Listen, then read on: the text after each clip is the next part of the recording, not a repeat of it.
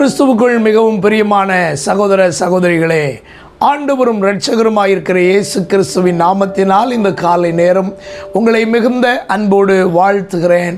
ஆண்டவர் உங்களை தாராளமாய் ஆசீர்வதிப்பாராக. இந்த காலை நேரம் நம்முடைய தியானத்திற்காய் ஆண்டுடைய வேதத்திலிருந்து ஒரு வசனத்தை நாம் வாசிக்க கேட்போமா?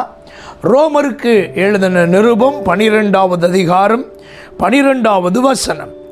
நம்பிக்கையிலே சந்தோஷமாயிருங்கள், உபத்திரவத்திலே பொறுமையாயிருங்கள், ஜெபத்திலே உறுதியாய் தரித்திருங்கள். பிரியமானவர்களே, இந்த காலை நேரம் நம்முடைய தியானம் நாம் செய்ய வேண்டிய 3 முக்கியமான காரியங்கள்.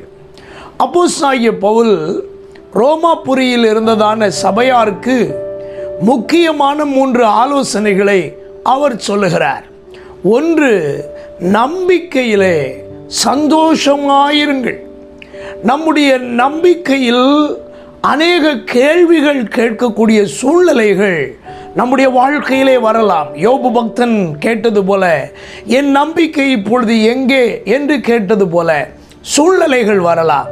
ஆனால் தாவீது ராஜா சொன்னார், நான் நம்புகிறது அவராலே வரும். நம்முடைய வாழ்க்கையிலும் நாம் அநேக காரியங்களுக்காக ஆண்டவரை நம்புகிறோம். அந்த நம்பிக்கையிலே நாம் எப்பொழுதும் சந்தோஷமாயிருக்க வேண்டும். இன்று அல்லது நாளை தேவனுடைய கரத்தினால் எனக்கு இது ஆகும் என்ற விசுவாசம் உங்களுக்குள் இருக்குமானால் உங்கள் நம்பிக்கை ஒரு நாளும் வீண் போகாது என்று நீங்கள் சந்தோஷத்தோடு காணப்படுவீர்கள். 2வது சொல்கிறார், உபத்திரவத்திலே பொறுமையாயிருங்கள் என்று சொல்கிறார்.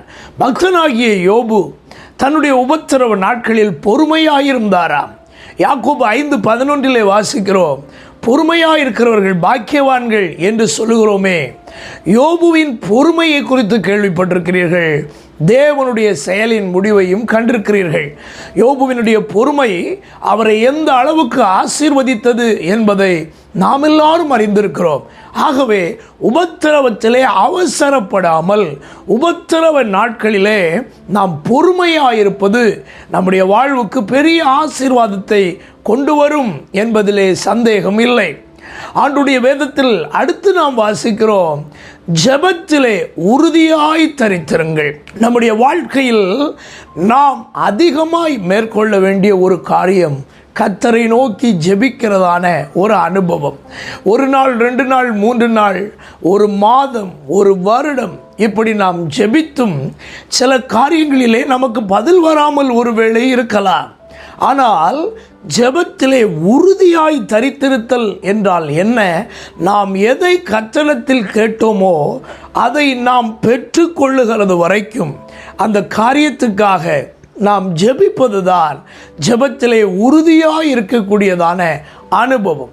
ஒன்றை நான் கேட்டேன், அதையே நாடுவேன் என்று தாவீது ராஜா சொன்னது போல நாமும் கர்த்தரிடத்தில் எதை வாய் திறந்து கேட்டோமோ அதை அவர் தருவார் என்கிற விசுவாசத்தோடு ஆண்டவரிடத்தில் உறுதியாய் ஜெபிக்கிற அனுபவம் தான் இந்த ஜெபத்தில் உறுதியாய் தரித்திருக்கும் அனுபவம்.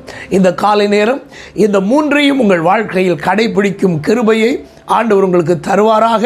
கர்த்தர் உங்களை ஆசீர்வதிப்பாராக. நாம் ஜெபிப்போமா? சர்வ வல்லமையுள்ள எங்கள் ஆண்டவரே, ஜீவனுள்ள பிதாவே, இந்த காலை நேரத்தில் இந்த 3 விதமான ஆண்டவரே காரியங்களையும் நாங்கள் செய்வதற்கு எங்களுக்கு தேவையான கிருபையை கர்த்தர் தருவீராக. நாங்கள் நம்பிக்கையில் சந்தோஷமாயிருக்கவும், உபத்திரவத்திலே பொறுமையாயிருக்கவும், ஜெபத்திலே உறுதியாய் தரித்திருக்கவும் எங்களுக்கு கிருபை தார். எங்கள் மேல் உம்முடைய தயவை விளங்க பண்ணும். இந்த நாளையும் எங்களுக்கு ஆசீர்வாதமாய் மாற்றித்தார். இரட்சகர் இயேசு கிறிஸ்துவின் நாமத்தில் இவைகளை மிகுந்த மனத்தாழ்மையோடு வேண்டிக் கொள்கிறோம் எங்கள் நல்ல பிதாவே, ஆமென். God bless you. கர்த்தர் உங்களை ஆசீர்வதிப்பார். ஆமென்.